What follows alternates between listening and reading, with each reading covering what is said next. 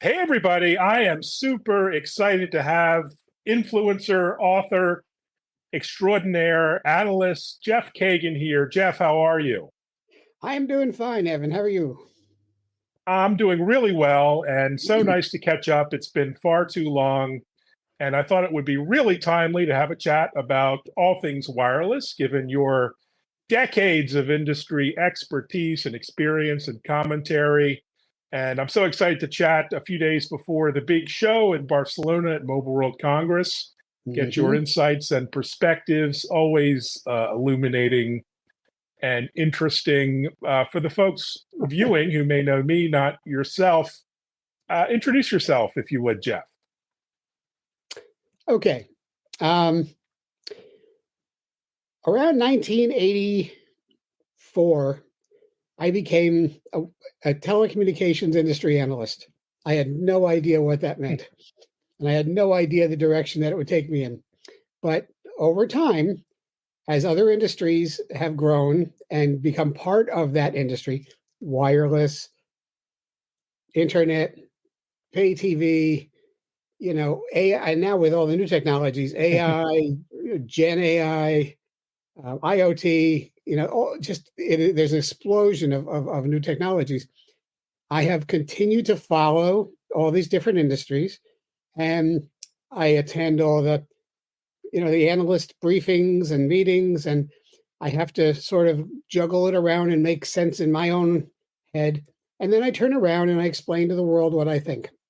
And it's just my opinion, but I've been doing what I've been doing for, I don't know, 35, almost 40 years. And uh, I've developed a pretty strong brand name in the business as someone who follows this industry. And I help, the companies get their messages out. I write about it, I talk about it, because I attend these meetings and I'm pretty much up to speed on all these different areas. Um, but the rest of the world is not yet. So I just try to Mm.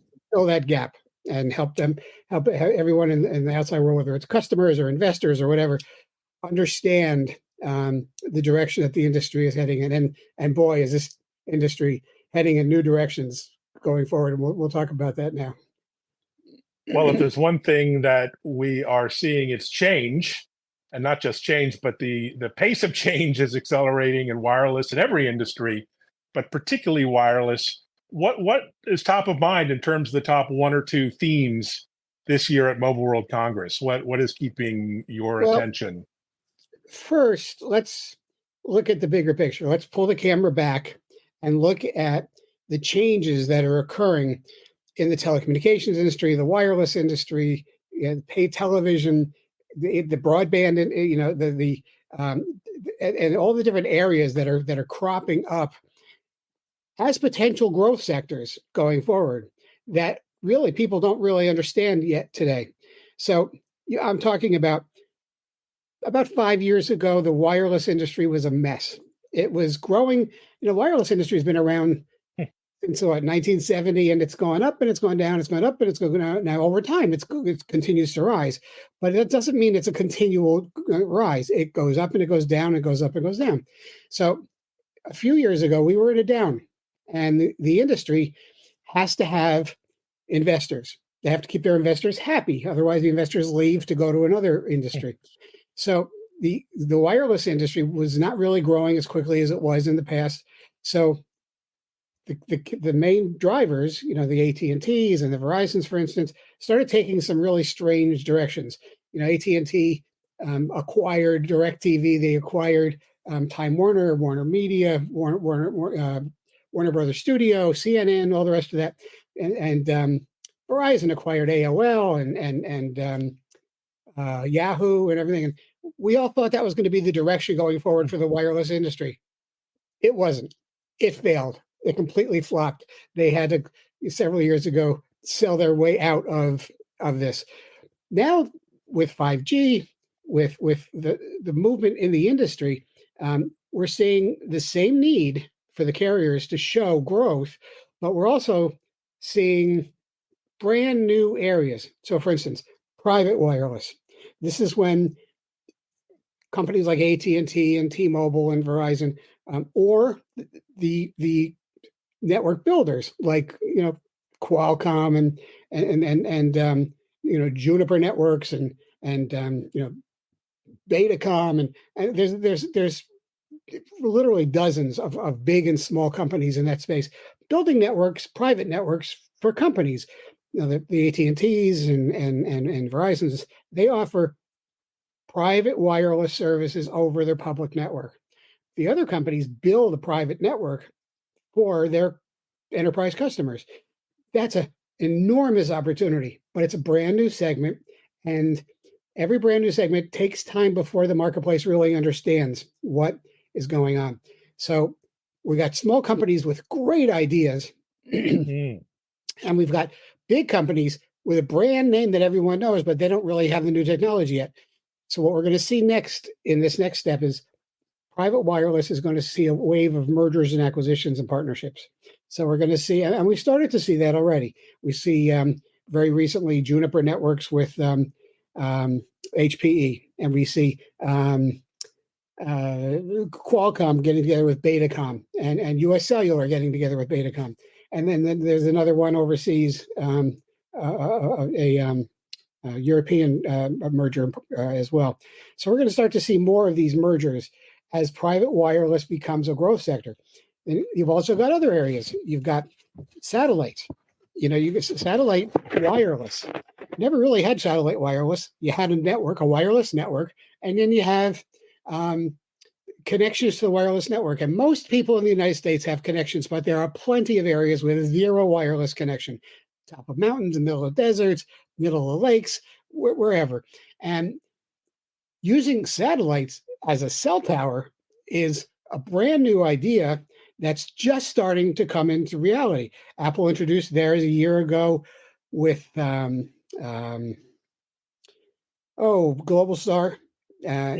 offering not voice and not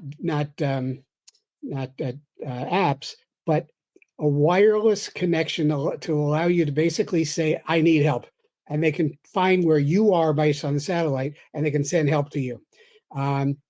Today, a year later, we're seeing T-Mobile getting together with Starlink, and Starlink is Elon Musk's project, and we see Rakuten Mobile just announced that they're partnering with AST SpaceMobile. So these are all part of the same transformation of the wireless industry. And another area is well, we talked about private wireless, but we didn't talk about FWA, which is wireless broadband. Today, most people get their broadband from their cable television company, and some get it from other companies as well. But FWA is fixed wireless access, and it's wireless broadband, and it's offered by the wireless telephone companies. So AT&T, T-Mobile, Verizon, US Cellular, C-Spire, all the rest of them, they're going to be offering, and they're starting to offer this brand new wireless broadband for your home. So you don't have to have a wire from the cable company coming in and plugging into your house. You just have to plug in a device which connects to the wireless network and then offers you a Wi-Fi connection throughout your house. So it's a brilliant idea. And the cost is much less than from cable television companies. That's going to put a big threat for the cable television companies. So we see how wireless is now starting to get back on the growth path again, but it's also impacting other industries like the industries that offer broadband. So the cable television industries are now going to be, are they going to be in the wireless industry? Are they going to offer this same kind of FWA wireless broadband? And if they do, will it be interesting to customers at a high price? Or will they have to then lower their price? So in order to attract customers, the cable television companies used to lead their industry, but now they're really losing customers very, very quickly. Much less than 50%, generally speaking, of the customers. Some of the cable companies have only 10% of their customer base watching their TV. And they're continuing to drop like a rock. And many cable TV companies are starting to get out of offering cable TV. So what we see is they're losing cable TV customers. and they're relying on broadband. But now they're losing broadband customers. So what are they going to be doing? And it's going to be interesting to see what the cable television companies do next. But this is all part of this vibrant mix that's going on in the industry. And at Mobile World Congress, it's always a great place to take the temperature of the industry, to see where everything is and what's coming next. Because all of these things that I talked about are all brand new. And if they're all brand new, this is not the end. We can expect to see more exciting new segments bubbling up to the surface going forward. Well said. Well, there's a reason you're on all the big media shows. You do such a great job of explaining the landscape. But one point, we're all seeing is that big tech, the Magnificent Seven, are really dominating in terms of all this innovation, intellectual property, R&D, the products and hot services and devices. Are they going to sort of eclipse or consume the wireless industry? Is it we're going to see just more partnerships like we have in the past? Or are they going to become, wireless players themselves at some point? We've been talking about that for a decade as well. Yeah. What do you see as far as the big tech landscape and all the innovation happening on the AI front? Well, once again, we got to pull the camera back and we have to look at this from a longer term historical perspective. Everything in the wireless industry has changed. In fact, everything in the wireless industry has changed many times over the past several decades.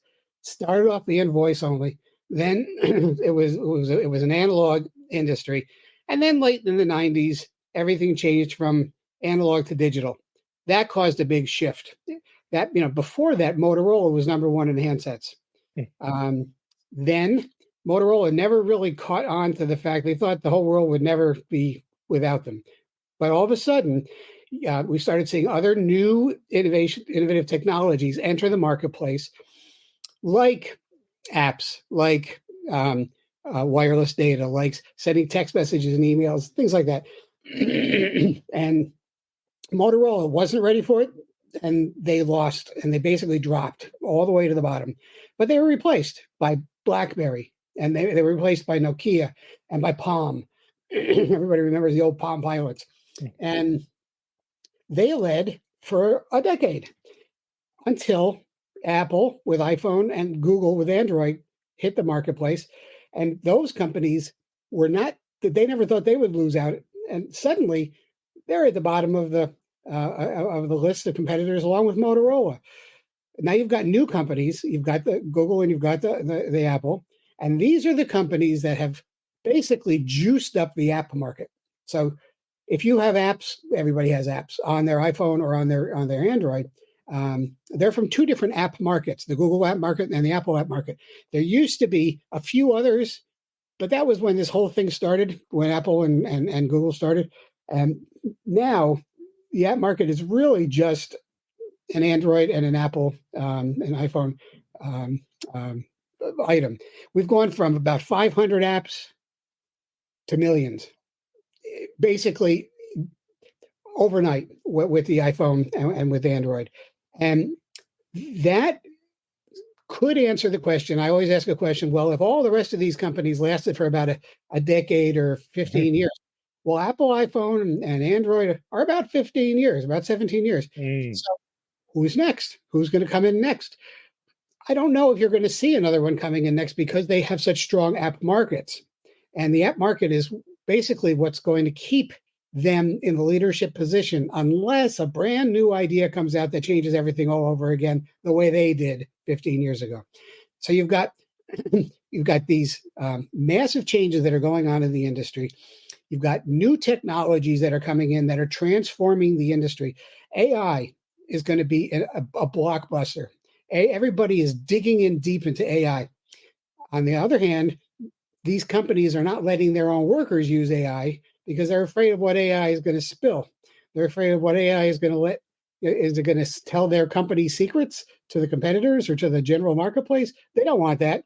They know they can't control AI the way they controlled everything else because AI has to write its own, software and it continues to get better and stronger, and it's hard to control. that's not stopping them from making it and making it available to their customers. They just don't want their own employees using it. So that should tell you something. You never want to tell any of your core family secrets on something with AI, because you never know where it's going to end up. But still, it's a very big growth sector. I always talk about the growth wave. It's important to understand the growth wave. The growth wave starts and it goes up and it goes up and it goes up. Finally, no growth wave lasts forever. It crests and then it starts its way down. Every company rides a growth wave. Every product, every service rides a growth wave. These are, if you think about the services that we used to use 10 years ago, 15 years ago, 20 years ago, that don't even exist today, they went up. Think about BlackBerry, went up, crested, and went down. And all the companies I talked about already, all the technologies, they ride a growth wave.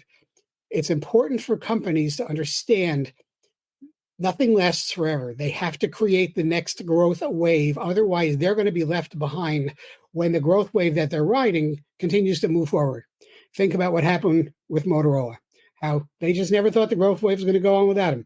But it did, and they're suffering. And all these companies that don't think about the growth wave moving ahead without them will suffer.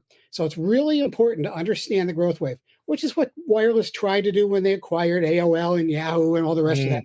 And it's what it's what the industry does. The industry continues to grow up, continues to mature, continues to move. In large part, it's because of investors. It comes back to that, because without making money, investors are not interested in investing. And in order to make money, you've got to continue to innovate. You've got to continue to bring these new services. You got some of these services that are going to be, make it, and some of them won't. It's like throwing mud against the wall. Some of it will, some of it will fall off. The stuff that sticks, you build. That's what the smartphone world is all about. That's what MWC is all about. So what we're going to experience when we go and see what's happening is not only where we've been, not only where we are today, but what's most important is to understand the direction the wave is heading, where it's going to be in 6 months, a year, 5 years, 10 years, so that we can continue to ride that wave of growth. Because if we don't, if we take the attitude of some of these companies that failed, we may too. So it's important to stay with the growth wave rather than having it move ahead and having it leave us behind, just sort of floating in the ocean. Well said. Well, speaking of growth wave, we all have our favorite products and services and devices that are emerging. And part of the thrill of MWC is discovery, discovering those new devices and services. Obviously, we've seen the Apple Vision Pro that's, generated a ton of interest and hype. We've got X-ray glasses, kind of AR glasses from multiple vendors that look really intriguing. We're wearing on my flight over to Barcelona. You've got new form factors, so it's not just these things anymore. It's smart pins that you pin to your lapel. It's the Rabbit R1, which is like almost a toy-like AI-powered new category of device. Are there any particular devices, services, apps you think may be leading the way into this new growth wave, or we won't know until we see it? It's a little bit of both. I have a unique perspective. I've been in this business for a long time. I'm trusted by quite a few companies. And they bring me in and they brief me, and then they show me what's coming. They not only show me what's out now, but they show me some of these things that are coming. And I tell you, it's amazing. It's not anything from this world. It's scary, but it's forward thinking. I mean, what we use as a wireless device now is a smartphone that we keep in our pocket. But going forward, we're going to have a smart device that's implanted. It's going to be used with what do you call those things that go over your eyes? It's like contact lenses, but it's got technology in it, not just to improve your vision. That's where you're going to see what you're talking about now with these new devices that Apple just is bringing out, and the metaverse and everything. It's not going to be devices that you wear over your eyes like a goggles, but it's going to be those little implants, those little just places things you put on the tips of your eyes. That's where all of this new technology is going to be seen. You're going to have something, surgically implanted, a little tiny piece, which is going to have a battery that'll last for a long, long time before it has to be replaced. And it's going to empower everything that you do on a smartphone, everything you do on a computer, everything you do with the metaverse, everything that you do with all the technology that's coming. But you're not going to have to hold it in your hand. You're going to be able to speak. You're going to say, call this person, stop this call. What's the stock price on this? What's the news on this? Do I have any text messages? Everything will be either written in front of you or it'll be spoken into your ear, because everything will be inside of you. Now, when it gets to the annual upgrade, like we have with the iPhone and the Android, I don't know if I'm going to want to go in for surgery every year, but who knows? Maybe we will. And so all these implantable devices are really has to have the potential to transform the way we live and the way we work. And that brings up an important point that I always bring up to them. What about privacy? There's no more privacy. We lost our privacy back in the 80s and the 90s, and it gets worse and worse, but we never talk about it. Just know that anytime you're on your smartphone, anytime you're typing something on your computer, anytime you're visiting a web page, anything that you're doing, they are recording. And by they, I mean the government and the companies, and they have these big farms, these big industrial server farms in the desert, capturing everybody's information for everything that they ever do. Not that they're ever going to use it against you, but just in case you get yourself into trouble at some point in the future, they can then go backwards and see everything that you've done to the beginning of time, back to the whatever, the 90s, the 80s. So my kids think I'm crazy, but I always warn everybody, just make sure you're careful about what you say, because there's no such thing as privacy anymore. No, it's very true. And at least Europe has some idea of protecting its citizens and data protection, data privacy. We really don't have that at all. The other area I'm really intrigued by as guys like you and I get older is aging tech. And these little things that I wear, from Apple, these AirPods in the future will be health devices. They'll be hearables. Your watch will measure your health and wellness and your glucose levels and your body temperature and heart rate and a whole variety of things, and call 911 if you fall.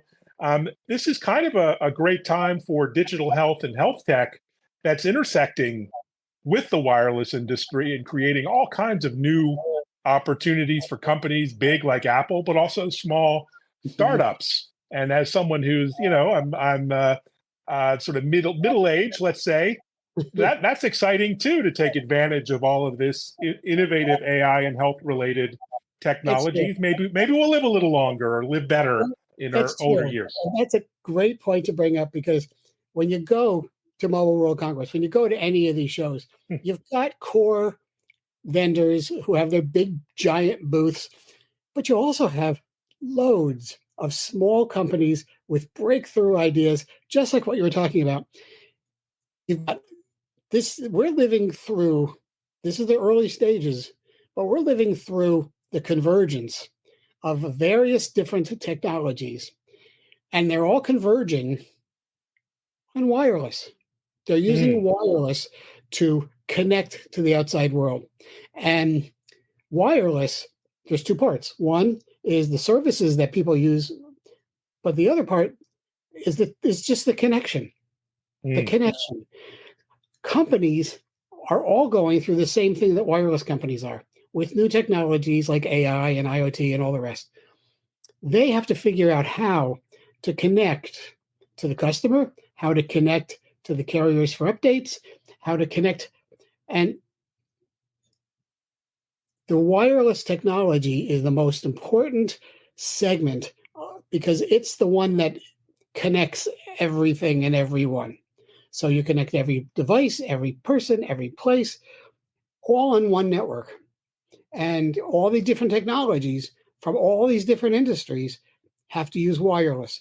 So wireless has been and will continue to be ultimately important going forward. It's not just a piece of the puzzle, it's the centerpiece of the puzzle.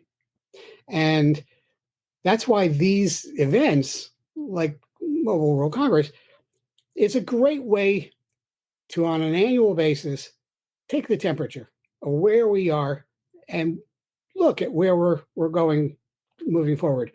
Because the wireless industry today is very different from the wireless industry that we used 10 years ago, 20 years ago.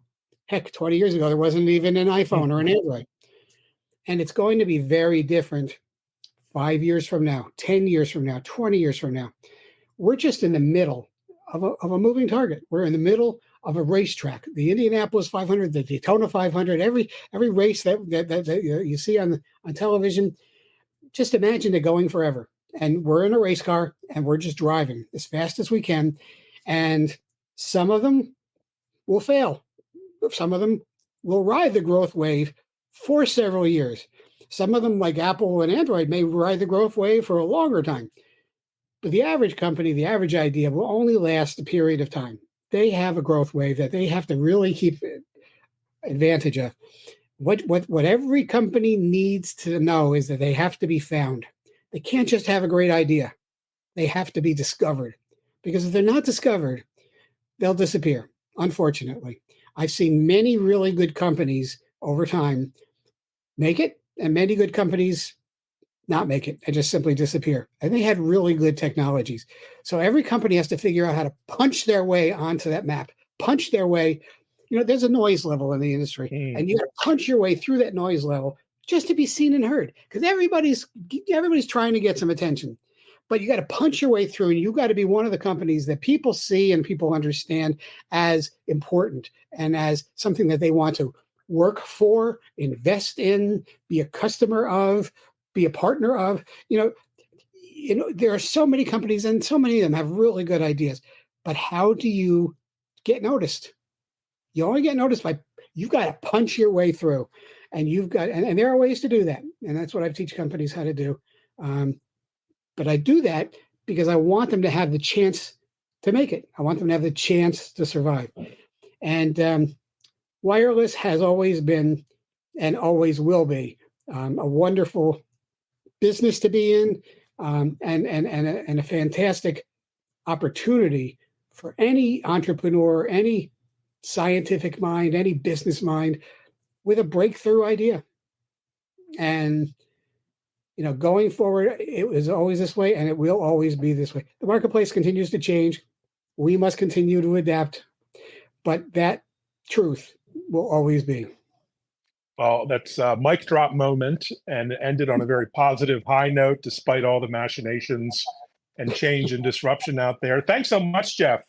Always a joy to catch up. We'll have to do a post-MWC debrief on some of the specific announcements. And thanks, everyone, for watching. You know, you may be following me on Twitter and LinkedIn, YouTube, but follow Jeff Kagan. He's a source of real insight, inspiration. And thanks, everyone. Thanks for watching. Thank you. Thanks, Jeff. Take care, everyone. Bye-bye.